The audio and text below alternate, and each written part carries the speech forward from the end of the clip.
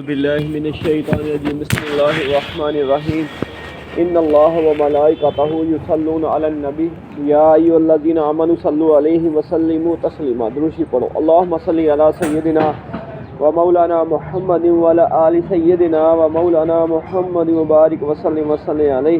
الصلاۃ والسلام علیک یا سیدی یا رسول اللہ و علی آلک و اصحابک یا سیدی یا حبیب اللہ۔ الصلاۃ والسلام علیک یا سیدی یا رحمۃ للعالمین وعلی آلک و اصحابک یا سیدی یا خاتم النبیین۔ حضور نبی کریم صلی اللہ تعالیٰ علیہ وآلہ وسلم کا ایک مردہ بکری کے پاس سے گزر ہوا۔ آپ نے فرمایا کیا یہ بکری اپنے مالک کو پسند ہے؟ صحابہ کرام نے عرض کی اس کی بدبو کی وجہ سے تو یہاں پھینک دیا گیا ہے، اس کی بدبو کی وجہ سے تو یہاں پھینک دیا گیا ہے۔ آپ نے فرمایا با خدا دنیا اللہ تعالیٰ کے ہاں اس مردہ بکری سے بھی زیادہ بے وقار ہے۔ اللہ اکبر۔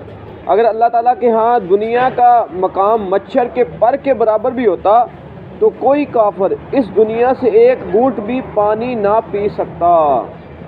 اگر دنیا کا مقام جو ہے اللہ کے ہاں وہ ایک مچھر کے مقام کے پر کے برابر بھی ہوتا تو فرمایا کہ کسی کافر کو اللہ تعالیٰ پانی کا ایک گھونٹ بھی نہ دیتا۔ حضور نبی کریم صلی اللہ تعالیٰ علیہ وآلہ وسلم نے فرمایا دنیا مومن کے لیے قید خانہ اور کافر کے لیے جنت ہے۔ مزید فرمایا دنیا ملعون ہے، اس کی ہر وہ چیز ملعون ہے جو اللہ کے لیے نہ ہو۔ حضرت ابو موسیٰ اشعری رضی اللہ تعالیٰ عنہ سے مروی ہے کہ حضور سید عالم صلی اللہ علیہ وآلہ وسلم نے فرمایا جس نے دنیا سے محبت کی اس نے آخرت کو نقصان پہنچایا، اور جس نے آخرت سے محبت کی اس نے دنیا کو درِ خور اعتنا نہ سمجھا۔ تم فانی دنیا پر باقی رہنے والی چیزوں کو ترجیح دو۔ جو چیز باقی رہنے والی ہے وہ ہے دنیا میں رہتے ہوئے اللہ کی رضا کے لیے دین اسلام کے احکامات پر زندگی گزارنا، اور جو دنیا کی لالچ ہے وہ تو انسان کو تباہ کر دیتی ہے۔ نبی پاک صلی اللہ تعالیٰ علیہ وآلہ وسلم کا فرمان ہے کہ دنیا کی محبت ہر برائی کی بنیاد ہے۔ جو بندہ دنیا سے محبت کرتا ہے یہ جان لے کہ دنیا کی محبت جو ہے وہ ہر برائی کی بنیاد ہے۔ اللہ کے ہاں جو ہے وہ دنیا جو ہے وہ بے وقار ہے، اس کا کوئی مقام نہیں ہے۔ اللہ کے ہاں دنیا کا کوئی مقام نہیں ہے۔ نبی پاک صلی اللہ علیہ وسلم کا فرمان ہے کہ دنیا مومن کے لیے قید خانہ اور کافر کے لیے جنت ہے۔ دنیا ملعون ہے، اس کی ہر وہ چیز ملعون ہے جو اللہ کے لیے نہ ہو۔ حضور نبی کریم صلی اللہ تعالیٰ علیہ وآلہ وسلم ایک کوڑے کے ڈھیر کے قریب کھڑے ہوئے اور فرمایا دنیا کی طرف آئیے۔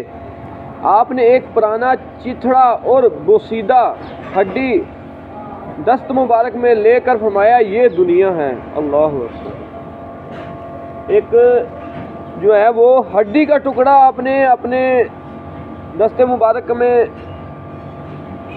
ہڈی کا ٹکڑا لیا اور فرمایا یاد رکھو کہ یہ دنیا ہے، بوسیدہ بدبودار ملعون جس کی کوئی حقیقت نہیں ہے، جو رسوا کرنے والی ہے، حضرت زید بن ارقم رضی اللہ تعالیٰ عنہ سے مروی ہے کہ ہم حضرت ابو بکر صدیق رضی اللہ تعالیٰ عنہ کے مکان پر بیٹھے ہوئے تھے۔ آپ نے پانی منگوایا تو پانی اور شہد حاضر کیا گیا۔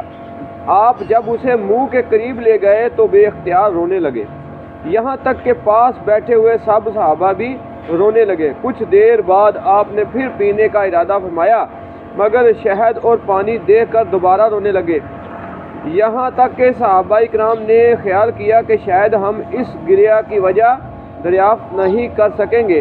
جب آپ نے اپنے آنسو صاف کیے تو صحابہ کرام نے عرض کیا اے خلیفۃ الرسول آپ کے رونے کا باعث کیا تھا؟ آپ نے فرمایا ایک مرتبہ مجھے رسول کریم صلی اللہ علیہ وسلم کی ہمراہی کا شرف حاصل ہوا۔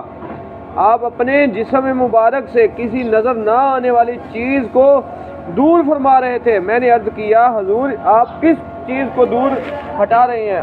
آپ نے فرمایا میرے پاس ابھی دنیا آئی تھی، میں نے اسے کہا مجھ سے دور رہو، وہ لوٹ گئی اور یہ کہہ گئی ہے کہ آپ نے مجھ سے کنارہ کشی فرما لی ہے، مگر بعد میں آنے والے ایسا نہ کر سکیں گے۔ اللہ اکبر۔ دنیا جو ہے نا وہ انسان کو اپنی خواہشات میں لے کرنا اس کے جو ہے زندگی کا مقصد جو ہے اس کو بلا دیتی ہے۔ جو حقیقی معنوں میں مقصد ہے انسان کا وہ اللہ تعالیٰ کی عبادت ہے اور اس کی رضا کے لیے ہی اپنی زندگی کا گزارنا ہے، لیکن جو دنیا ہے اس میں جو خواہشات ہیں وہ اصل مقصد سے ہٹا کر اس کو وہ دنیا کی طرف لے جاتی ہے، جس میں تباہی بربادی کے علاوہ اور کچھ بھی نہیں ہے۔ دنیا کی کوئی حقیقت نہیں ہے، اصل حقیقت جو ہے وہ دین اسلام میں ہے اور دین اسلام کی تعلیمات پر عمل کرنے میں ہے۔